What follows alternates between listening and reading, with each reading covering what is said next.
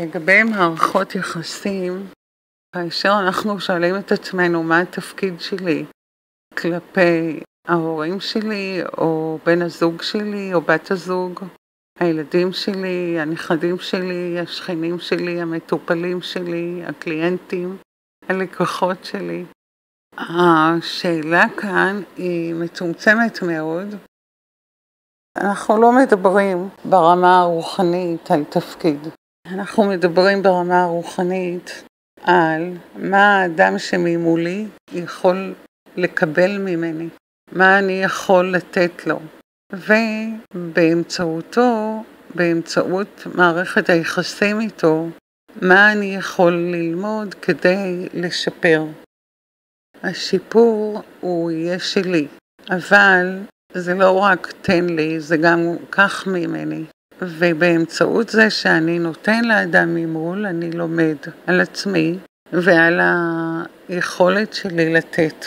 כלומר, השאלה ברוחניות היא לא מה התפקיד שלי כלפי אדם מסוים, אלא מה הלמידה שלי במערכת היחסים שנוצרה. זו בהחלט אפשרות שזאת תהיה מערכת יחסים שטוחה מאוד או עמוקה מאוד, או כל היבט של עומק ורדידות. כשאנחנו מדברים על מודעות רוחנית, אנחנו לא מדברים רק על הנפש של האדם שתהיה מודעת רוחנית, אלא גם על רוחו שתהיה מודעת לעצמה. ולכן אפשר לקרוא לדבר גם מודעות הרוח. הלמידה, כאשר אנחנו מדברים על שיעור מסוים, בפרק זמן מסוים עם אדם מסוים, היא מאוד מוכוונת על ידי הצרכים שלנו להתפתח, צורך נקודתי לשפר משהו ולהתפתח בו. לכן כל מפגש שלנו עם אנשים מסביבנו מותנה גם אחר כך במפגש שלי עם עצמי. דהיינו מחשבה על מה היה שם באירוע הספציפי, אפילו אם הוא נשמע מאוד רדוד, ובמיוחד אם הוא נשמע לא רדוד, הוא מהדהד עדיין.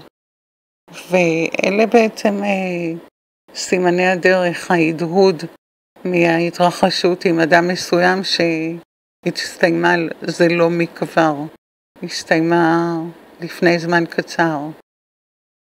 כאשר נמצא עדיין ההדהוד, מה אני לומדת או מה אני לומד על עצמי, והנקודה החשובה היא להבין שככל שההדהוד גדול יש למידה, יש אמירה, וההבנה שכולנו אחד היא זו שמחלקלת את הנתינה לזולת כאילו היא נתינה לעצמי, ואת הקבלה מן הזולת כאילו אני מאפשרת לו לקבל לעצמו. הנדיבות, האדיבות, הפרגון, החמלה, הקבלה המלאה והיחס המאיר פנים, הם כולם מרככים את הפגישה עם אנשים, וכולם חיוניים כדי ללמוד בנועם. כל דבר שהוא ההפך מזה יאפשר לימודים שאינם בנועם, והרבה פעמים אלה לימודים שקשים לנו. לכן כשמדובר על הפלנטה כעל בית ספר של החיים, זה ביטוי נבוב, רק מתוכן, אם אנחנו לא מיישמים את הלמידות האלה כל יום, אם אנחנו לא נעשים מורים של עצמנו, ומאפשרים פתיחה של ערוץ לרמה הגבוהה יותר, היודעת יותר בתוכנו. ועל כך מדובר כשאנחנו מאחלים אחד לשני מזל טוב.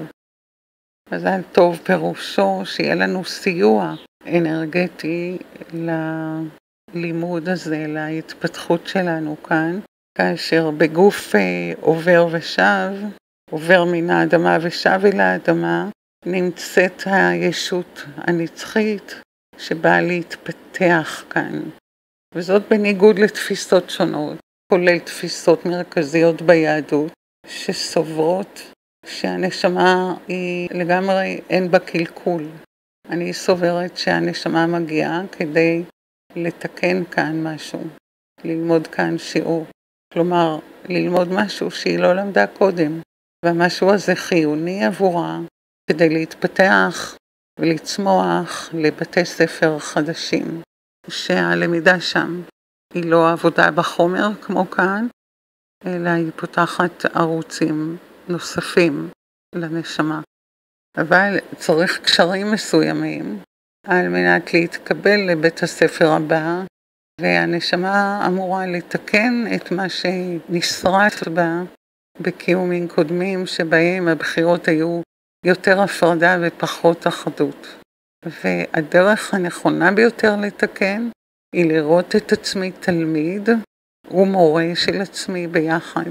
אני לומד ואחר כך מנתח ומלמד את עצמי הגבוה לפעמים מה התרחש, כדי להפיק לקח ולא לחזור על ביתים התנהגותיים לא רצויים לי או לאחרים, שזה אותו דבר.